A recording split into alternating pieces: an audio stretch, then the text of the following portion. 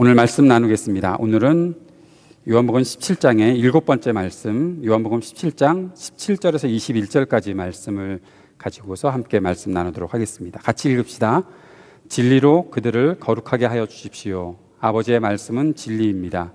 아버지께서 나를 세상에 보내신 것과 같이 나도 그들을 세상으로 보냈습니다. 그리고 내가 그들을 위하여 나를 거룩하게 하는 것은 그들로 진리로 거룩하게 하려는 것입니다. 나는 이 사람들을 위해서만 비는 것이 아니고 이 사람들의 말을 듣고 나를 믿는 사람들을 위해서도 빕니다. 아버지께서 내 안에 계시고 내가 아버지 안에 있는 것과 같이 그들로 하나가 되어서 우리 안에 있게 하여 주십시오. 그래서 아버지께서 나를 보내셨다는 것을 세상이 믿게 하여 주십시오. 아멘. 다음 주까지 요한복음 17장 말씀을 가지고 공부해 보려고 합니다. 예수님께서 제 아들을 위해서 기도하시는 이 기도 속에 또 한 가지 중요한 기도가 있는데 그것은 제 아들이 거룩해지기를 위해서 기도하시는 것입니다. 제 아들이 거룩해지는 것. 성경은 하나님의 사람들 또 그리스도인들에게 거룩하게 될 것을 요구하십니다. 거룩함은 하나님의 명령입니다. 레위기 11장 44절 말씀에 보면 이렇게 말씀하고 있는데 나는 주 너희의 하나님이다. 그러므로 너희는 몸을 구별하여 바쳐서 거룩한 사람이 되어야 한다. 내가 거룩하니 너희도 거룩하게 되어야 한다라고 말씀하셨습니다. 45절 말씀에 보면 레위기 11장 45절에 보면 나는 너희 하나님이 되려고 너희를 이집트 땅에서 데리고 나온 주다. 내가 거룩하니 너희도 거룩하게 되어야 한다. 하나님께서 거룩하신 하나님이시다. 그러니까 하나님 앞에 나오는 모든 하나님의 백성들도 거룩해져야 한다. 하나님은 이렇게 우리들에게 요구하고 계십니다. 하나님의 거룩함은 무엇인가? 우리가 생각하는 거룩은 무엇인가? 아직도 우리 속에는 거룩하다라고 하면 좀 다른 어떠한 선입견들이 자리 잡고 있는 것 같습니다. 거룩하다. 여러분 뭐부터 떠오르십니까? 거룩하다. 요즘 별로 생각 안 하시죠? 앞에 있는 목사도 별로 거룩해 보이지 않는 것 같고 서로 거룩하지 않은 것 같으니까 그냥 넘어가자. 거룩함에 대해서 우리가 생각하지 말자. 그렇게 생각하시는 분들이 계시는지도 모르겠습니다. 우리는 이미 거룩함에 대해서 정의를 내리고 계속해서 우리가 반복해서 공부하고 있지만 우리가 생각하고 있는 또 다른 어떠한 거룩함이라면 다른 어떠한 부분으로 이렇게 딱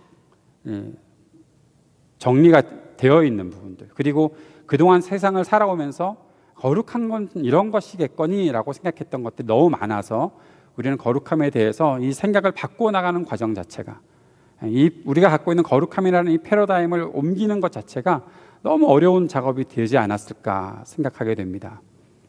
어떤 분이 이러한 이야기를 하시더라고요. 주일날 교회 가면 가장 거룩해 보이는 분이 목사님이래요. 그래서 거룩하신 하나님이 잘 안 보인대요. 여러분 이해가 되십니까? 목사는 가장 거룩한 척을 하느라고 앞에서 이렇게 막 그 거룩함에 몸부림을 하고 있으니까 거룩하신 하나님을 내가 보질 못하고 그냥 목사만 보고 오는 것 같다라는 생각을 한다는 거죠. 그래서 오늘 제가 일부러 우리 교회 와서 처음으로 주일 예배 때 청바지를 입고 올라왔습니다. 혹시라도 여러분이 제가 양복을 입고 넥타이를 메고 저는 넥타이 요즘 거의 안 매지만 그렇게 있으면 거룩함이라고 얘기할 때 여러분이 그래 목사님처럼 살면 거룩해지는 것이겠거니 혹시 그런 생각을 혹시 하실까 봐 여러분 오늘 교회 오시느라고 거룩함의 어떠한 표시를 하고 오신 분들 계십니까? 이렇게 거룩하게 내가 보여야 한다. 그래서 평소의 삶과는 전혀 다른 어떠한 거룩함의 옷을 따로 입고 오시는 분들 계십니까? 거룩함이라는 것은 그렇게 어떠한 모양으로 나타나는 것일 수도 있겠지만 하나님이 말씀하시는 그 거룩함은 그런 것 같지 않아요. 왜냐하면 이미 하나님께서는 보이지 않잖아요. 하나님이 우리에게 내가 거룩하니 너희도 거룩하라 라고 말씀하셨는데 하나님이 뭔가 눈에 보이는 어떠한 형상으로 우리에게 딱 나타내 주셨으면 그거 닮아가면 되는데 하나님은 어떻게 우리들에게 나타내 주신 적이 없잖아요. 나는 이렇게 생겼어 라고 하신 적이 없잖아요.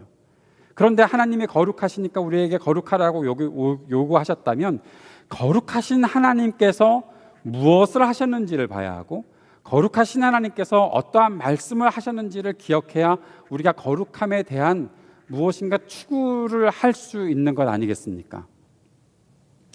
맞아요? 틀려요? 저는 설교를 준비하면서 이 논리를 전개해 나가느라고 애를 쓰는데 여러분은 그냥 저한테 다 맡기고 계시는 것 같아요. 알아서 하십시오. 그렇게. 예전에 어떤 교회 설교하러 갔더니 그 교회 목사님이 저한테 이렇게 소개를 하시더라고요. 대학 때 수학을 공부해서 그런지 이상한 길로 나가다가 끝에는 다 그냥 돌아온다고. 그러니까 거기에 믿고서 맡기시는지 모르겠지만 제가 여러분께 한 가지 바라고 또 권하는 것은 같이 이 생각의 흐름을 가지고 가보자라는 겁니다. 같이 움직이셔야 돼요. 그렇지 않으면 그냥 제가 말하는 대로 그냥 다 모든 것들을 그대로만 생각하고 그냥 끝날 수밖에 없어요. 그렇게 되면 결국엔 우리의 생각에 남는 것, 우리의 마음에 남는 것들이 우리에게 영향을 주는 것들이 많지 않아요. 자, 다시 한번 말씀드립니다. 이 거룩함에 대해서 우리가 지금 살펴보고 있습니다. 그림 그리면서 하면 좋겠는데 제가 그림 그릴 시간도 없고 말로 다 할 테니까. 자, 내가 거룩하니 너희도 거룩하라. 하나님 그렇게 말씀하셨죠. 레위기 11장 44절 45절에. 그렇다면 하나님이 어떻게 거룩하신 분인지를 알아야 거룩해지잖아요. 맞아요? 그런데 하나님이 어떻게 거룩하신 분이라고 모양으로 나타내 주신 적이 있어요? 없어요. 못 봤잖아요. 혹시 보셨어요? 저는 아직 못 봤는데 혹시 보신 분들 없죠? 그러면 우리가 하나님의 거룩하심을 따라서 거룩해지려면 하나님께서 어떠한 일들을 세상에 하셨는지 알아야 하는 거 맞죠? 그리고 하나님이 어떠한 말씀을 하셨는지를 알아야 하는 것이 맞죠. 그래야 우리가 거룩함으로 나아갈 수 있는 거예요. 그런데 우리가 하나님께서 주신 말씀들을 그동안에 쭉 살펴보면서 거룩함에 대한 부분들을 이렇게 정리할 수 있겠다라는 생각을 해본 것이 무엇인가 하면 거룩함이라는 것은 그 뜻에 구별되었다라는 뜻이 있는데 구별된 사람들, 왜 구별해 놓는가? 왜 우리를 구별하셨는가? 그것이 왜 우리를 구별하셨다고 말씀드렸습니까? 우리를 뭘로 삼으시려고? 우리에게 어떤 것을 부여하시려고? 대표성. 내가 이 땅에서 살아가면서 나 혼자서 그냥 그래 내 거룩해져야지 그게 아니라 내가 이 땅을 살아가는 믿음을 가지고 살아가는 이유가 이 모든 세상을 내가 대표하는 사람으로 살게 하기 위해서 하나님께서 우리에게 거룩하라 말씀하시며 우리를 구별해 내신 거예요. 우리 모두가 우리 예수 그리스도를 믿는 모두가 하나님을 믿고 따라가는 모든 사람들이 하나님의 모습을 대표하는 하나님의 말씀과 하나님의 사역들을 대표하는 사람 되게 하기 위해서 하나님께서 우리를 구별해 놓으신 거예요. 그리고 대표는 어떤 것이 있어요? 대표에게는 책임이 있어요. 그 대표로서 뭔가 해야 될 일이 있으니까 하나님께서 책임을 갖고 우리를 사랑하시고 우리에게 모든 것을 쏟아 부어 주셨던 것처럼 우리가 그렇게 살아가야 하는 책임이 있어요. 그래서 저는 여러분과 함께 대표로서 책임감을 갖는 것이 거룩함의 정의다라고 우리 그렇게 정의했었잖아요. 이 말을 또 처음 듣는 것처럼 오늘 처음 오신 분이야 처음 들었겠지만 이 말을 우리 교우들이 처음 듣는 것처럼 들으시면 안 돼요. 나는 늘 새로워요. 새거가 돼서 와요. 그렇게 생각하시는 분들 안 계시겠죠? 예, 거룩의 정의는 결국 대표로서 책임감을 갖는 것인데 그것이 우리 하나님께 있었던 것이죠. 하나님이 이 땅을 만드신 분으로 창조주로서 우리를 구원하신 구원자로서 이 땅을 다스리시는 주관자로서 하나님께서 모든 것들을 행하시는 그 책임을 하나님이 가지고 계시는데 그것을 우리에게 부여해 주셨으니 그 하나님의 모습처럼 우리가 거룩해지는 것이 하나님의 요청사항이다라는 것입니다. 하나님의 명령이다라는 것입니다. 그런데 우리는 오늘 예수님의 기도를 살펴보면서 예수님의 기도에서 거룩하게 되는 또 한 가지 길을 발견하게 됩니다. 그것이 무엇인가 하면 예수님께서 이렇게 기도하시는 것이죠. 17절에 그들을 진리로 거룩하게 하여 주십시오. 진리로 그들을 거룩하게 하여 주십시오. 19절엔 그들도 진리로 거룩하게 하려는 것입니다 라고 말씀하고 있습니다. 진리로 거룩해지는 것이다. 19절의 말씀을 조금 더 자세히 살펴보면 내가 그들을 위하여 나를 거룩하게 하는 것은 그들도 진리로 거룩하게 하려는 것입니다. 그리스도 예수께서는 하나님이시니까 하나님이 나를 거룩하게 하신다. 여러분, 하나님은 이미 거룩하신 분이신데 이 땅에 살아가시는 이 땅에 사셨던 예수님께서 거룩함의 길을 걸어가고 계신 그것을 가리켜서 말씀하시는 것이고, 그들도 똑같이, 나처럼 똑같이 히브리서에서 그리스도는 우리의 형제가 되셨다, 그래서 우리는 그리스도를 가리켜 우리의 큰형님, 큰오빠라고 말할 수 있을 만큼 우리는 모두 다 하나님의 자녀들이 되어서 살아가게 되는데, 똑같이 닮은 거죠. 형제니까 닮은 겁니다. 내 오빠니까 닮은 겁니다. 내 형이니까 닮은 거예요. 하나님의 아들이니까, 하나님의 자녀들이니까 같이 다 닮았습니다. 무엇이 닮았습니까? 거룩해지는 것이 닮았습니다. 거룩함을 향해 나아가고 있는 것입니다. 우리는 이미 이 거룩함의 의미가 무엇인지 정의를 했고, 그리고 이제 우리에게 필요한 것은 그러면 어떻게 거룩해지느냐라는 것일 텐데, 그 거룩해지는 길을 예수님께서는 답을 말씀하시는 것이 진리로 거룩해지는 것이다 라고 말씀하신 것입니다. 그러면 우리에게 또 하나의 질문이 들어와야죠. 그 다음에는 무슨 질문을 해야 합니까? 진리가 무엇인가? 진리가 무엇인가?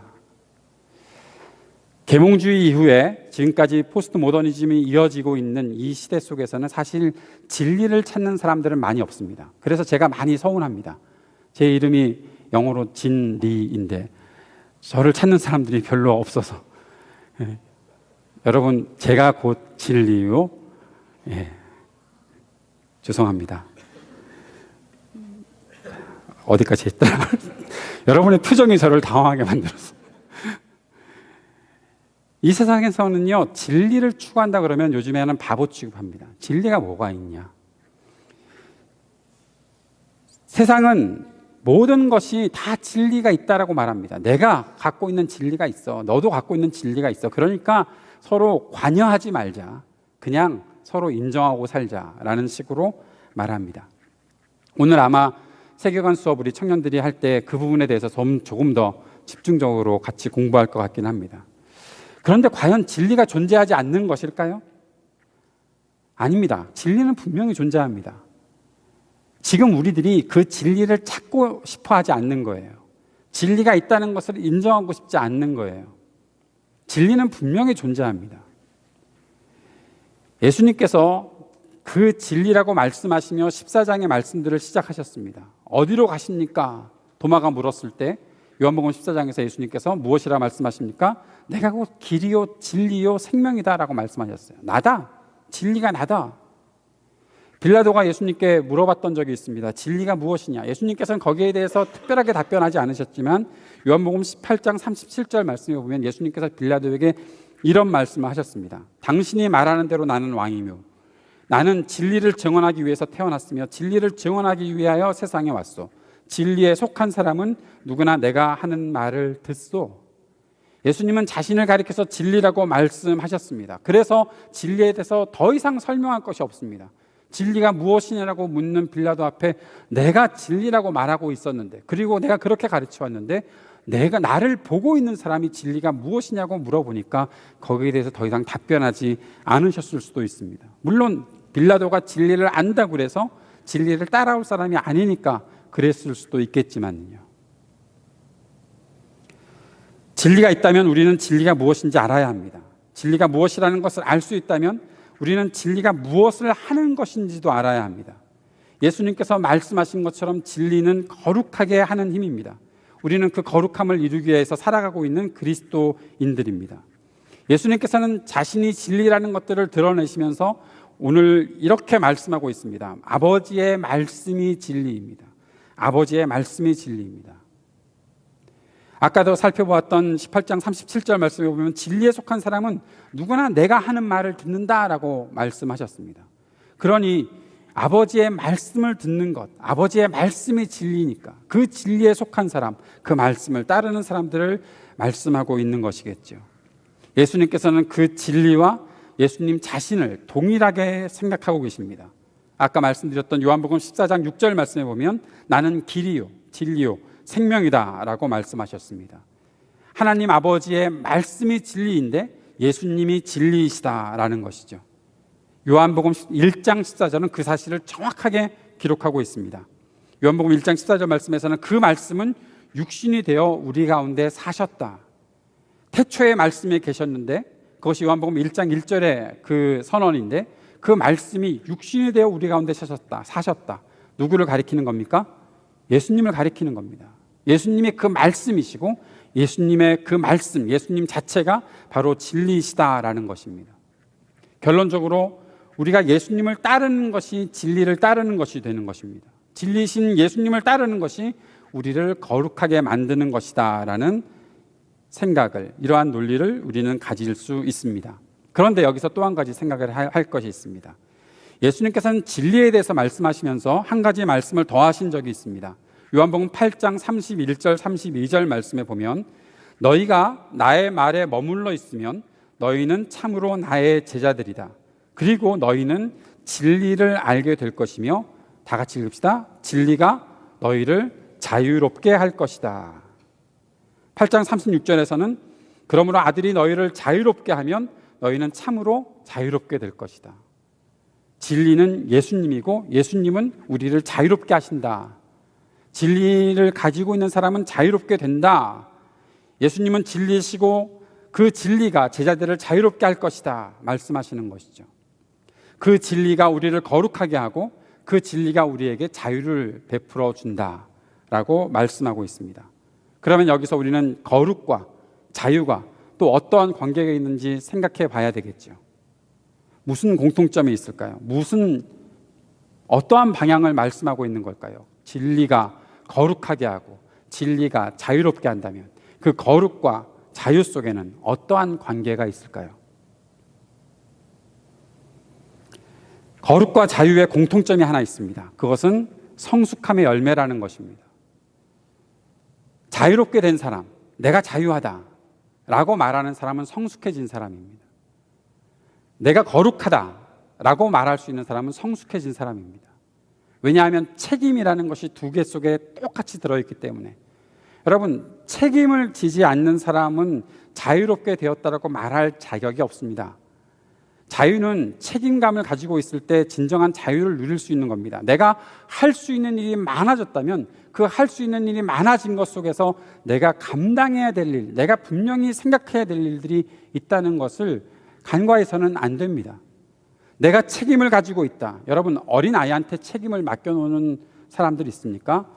동호야, 너는 이름도 김동호니까 책임감을 가지고 살아라.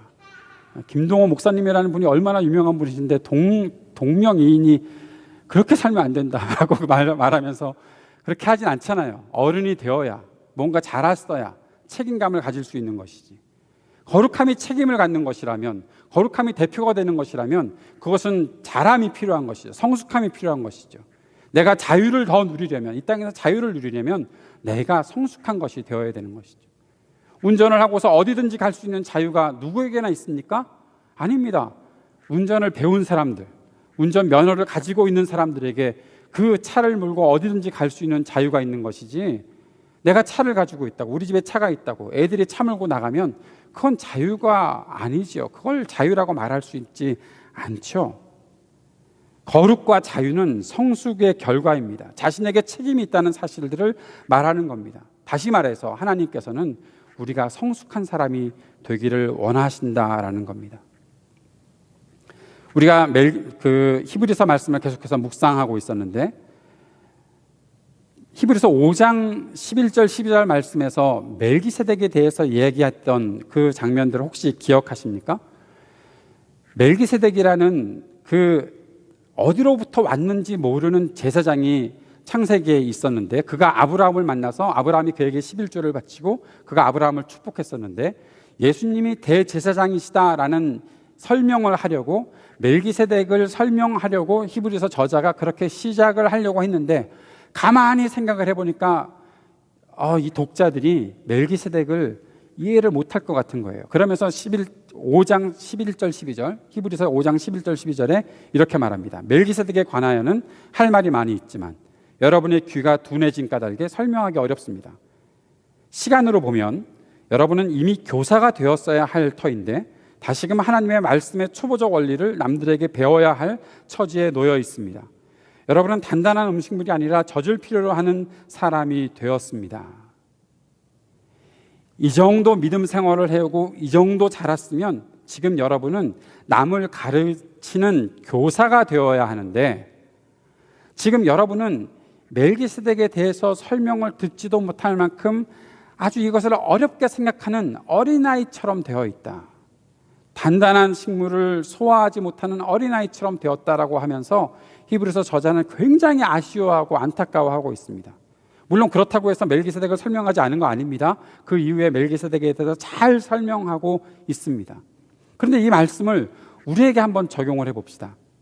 여러분이 교회에서 설교를 듣고 말씀을 들을 때, 여러분이 성경을 읽으며 말씀을 묵상해 나갈 때, 때로는 어려운데, 거룩함 그냥 쉽게 설명하지, 대표가 어쩌고 책임감이 어쩌고, 그럼 자유면 되는 거지, 내가 예수 믿고 자유하게 되었다, 얼마나 은혜로워. 그런데 거기다가 책임을 얘기하고 성숙을 얘기하고, 목사님 굉장히 말씀을 어렵게 만들어내서 전하는 거 아닌가, 그렇게 생각하고 있다면, 저도 똑같이 여러분에게 제가 거룩에 대해서 설명하고 싶지만, 시간이 되면서 여러분이 교사가 될 때가 되었는데 아직 남은 가르쳐주지 못할 망정 아직도 이해하지 못하는 사람들이 되었습니다라고 말할 수밖에 없는 거잖아요. 여러분 생각해 보십시오. 우리가 성숙해져야 되잖아요. 특별히 예수 믿는 것을 가리켜서 우리는 이런 얘기를 합니다. 거듭났다. 민성이가 잘 거듭나서 시애틀에 직장인으로 갔는데, 거듭나서 직장인으로 거듭났다, 그런 이야기를 하는데, 우리는 예수 그리스도를 믿고 거듭났잖아요. 다시 태어났다라는 거잖아요. 다시 태어났으면 우리에게 생명이 있는 것인데, 그 생명은 자라야 하는 거잖아요. 성숙해져야 되는 거잖아요. 성경이 성숙함을 이야기합니까? 네, 성경은 성숙함을 수도 없이 이야기합니다.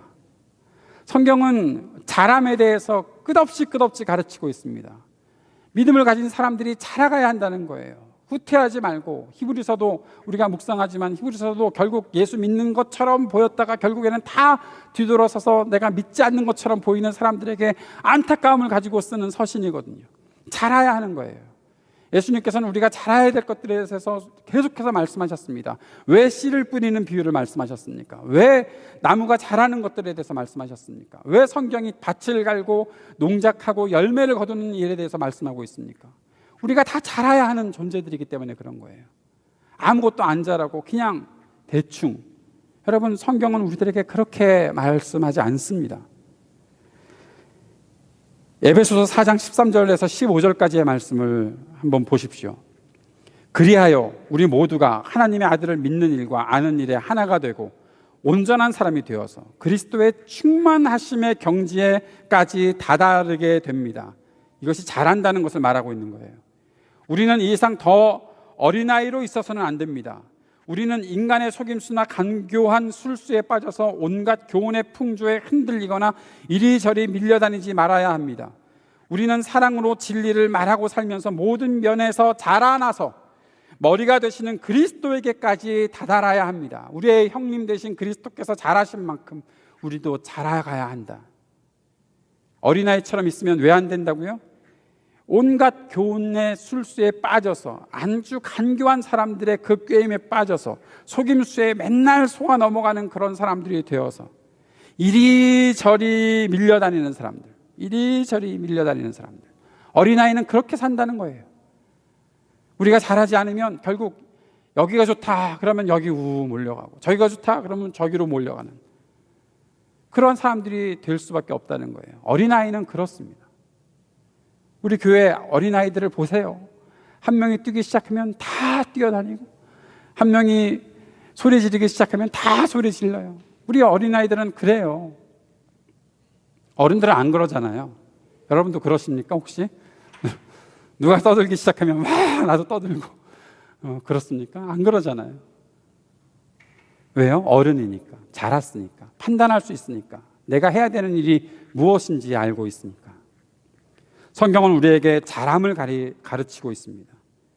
여러분, 단순히 양이 많아지고 부피가 늘어나는 것이 자람이 아니잖아요. 성경이 말하는 자람은 성숙해지는 거예요. 씨를 뿌리고 잘 가꾸면 때가 되어서 열매를 맺는 것이 성숙이에요. 그것이 자람입니다. 어린아이가 자라서 장성한 사람이 되면 어린아이의 일을 반복하지 않는 것입니다. 믿음 생활 내가 열심히 해봐야지, 됐어 그만해야지, 이랬다가 저랬다가 그러는 것은 어린아이예요. 제가 성격이 그래서, 제 기질이 그래서 저는 업앤다운이 심해요. 여러분, 그것도 봐줄 만한 때가 있는 거예요. 예. 목사가 그런다고 생각을 해보세요. 제가 오늘 아침에 교회에 오면서 또 주일이네. 이놈의 주일은 왜 이렇게 빨리빨리 오는 거야. 오늘 교회 안 가면 안 되나? 막 그런 생각하면서, 여러분, 목사가 어느 날은 막 화를 냈다가 어느 날은 갑자기 막 이렇게 좋아했다. 그러면 여러분 좋으시겠어요? 애기 같으면 툭 치면 울고 불고 떼쓰고 뭐 조금 그랬다고 막 속상해하고, 좋을 때는 막 좋다고 웃고 그러면, 여러분, 목사는 그러면 안 되는데 여러분도 그러면 안 되죠. 맞잖아요. 우리 모두가 그러면 안 되잖아요. 예수 믿고 살아가는 것이 성숙함이 있어요.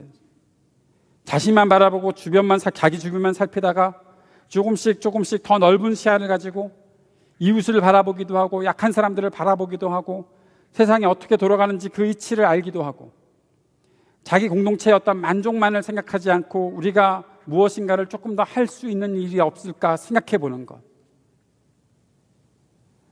내 나라만 잘 살면 되지, 우리 민족만 잘 살면 되지, 다른 나라 사람 무슨 상관이 있어, 그런 식으로 생각하고 살아가는 것, 이거는 미성숙한 거죠. 어린아이들이죠. 성경은 우리들이 그렇게 살라고 가르쳐 주지를 않았어요. 성경은 나그네를 돌보라고 가르쳐 줬어요.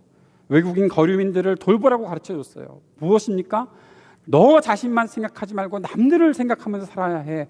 누가 남들을 생각할 수 있습니까? 자라나는 사람, 성숙한 사람이 남들을 생각할 수 있는 것이죠. 그리스도인이라면 누구나 이 성숙의 길로 나아가야 합니다. 그리스도인들이라면 성숙한 믿음의 사람이 되어야 하는 것입니다. 성숙하기 위해서 가장 필요한 것은 생각하는 겁니다. 그리고 그 생각에 맞춰서 용기를 내는 겁니다. 그러면서 하나씩 내가 할 수 있는 영역들을 넓혀가는 것입니다. 진리를 통해 우리는 거룩한 삶을 살게 됩니다. 자유로운 삶을 살게 됩니다. 그렇게 우리는 성숙해지는 것입니다. 이 자람을 위해서 용기를 내고 믿음을 가지고 한 걸음씩 나아가는 사람들에게 하나님께서 베풀어 주시는 은혜가 거룩함의 열매이고 자유의 열매입니다. 사랑하는 여러분, 오늘 성경은 이렇게 말씀하고 있습니다. 예수님께서는 제 아들을 위해 기도하시면서, 내가 기도하는 것은 이 사람들만을 위한 것이 아니라 이 사람들의 말을 듣고 나를 믿는 사람들도 위해서 비는 것입니다. 21절에서는 아버지께서 나를 보내셨다는 것을 세상이 믿게 하여 주십시오라고 말씀하시면서 가르치십니다.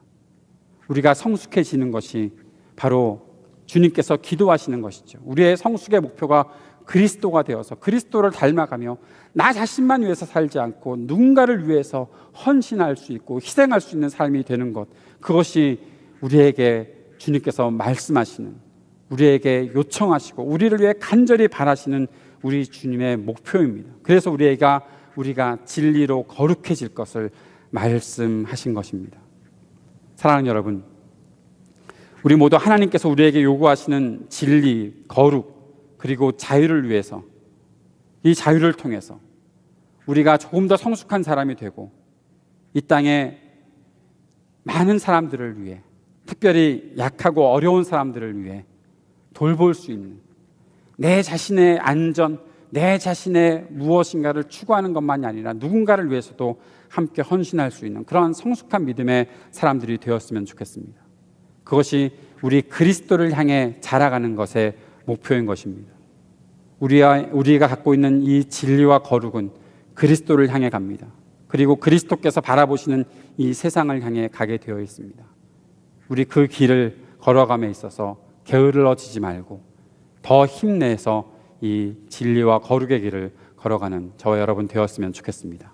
기도하겠습니다. 하나님 아버지, 오늘 우리에게 말씀하신 것을 기억하고 주님의 은혜와 사랑을 이 땅에 증거하며 하나님께서 우리에게 거룩하라고 하신 이 말씀의 의미들을 이 땅에 온전히 나타낼 수 있는 성숙한 사람들 될 수 있도록 인도하여 주옵소서. 예수님 이름으로 기도드립니다. 아멘. 요즘 계속 같이 하고 있는 찬송인데 우리 이 선한 능력에 대한 이 찬송 함께 찬양하고 또 함께 주님 앞에 예물 드리도록 하겠습니다.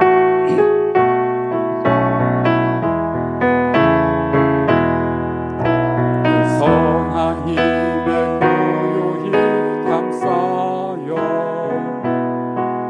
그 놀라운 평화를 누리며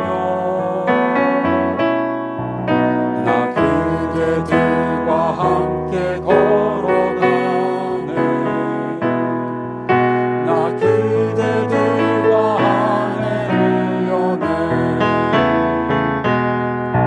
지나간 너무 어둠의 날들이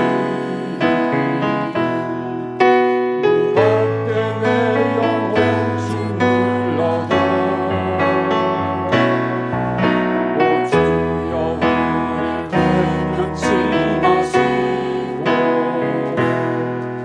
약속의 구원을 이루소서. 그 선한 힘이 우리를 감싸시니 믿음으로 일어나길 기대하네. 주 언제나 우리와 함께 계셔. 아직도 하루가 있어. 함께 자리에 일어나서 찬양합시다. 주께서 밝히신 작은 촛불이 어둠을 헤치고 타오르네. 그 빛에 우리 모두 하나 되어 온누리에 비추게 하소서. 그 선한 힘이 우리를 감싸시니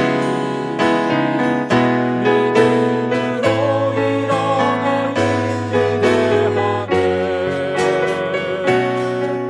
주 언제나 우리와 함께 계셔. 아직도 하루가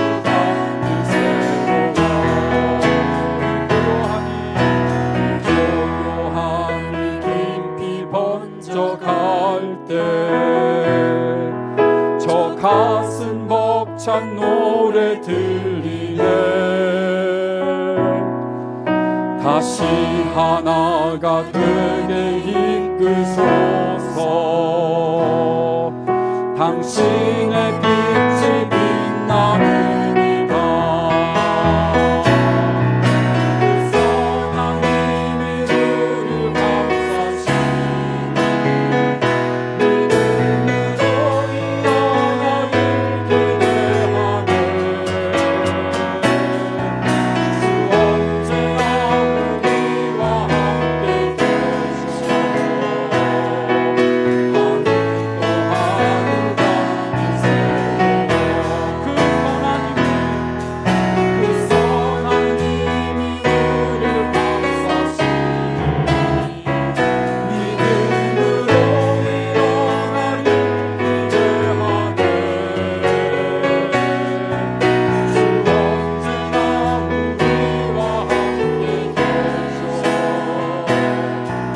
아직도 하루가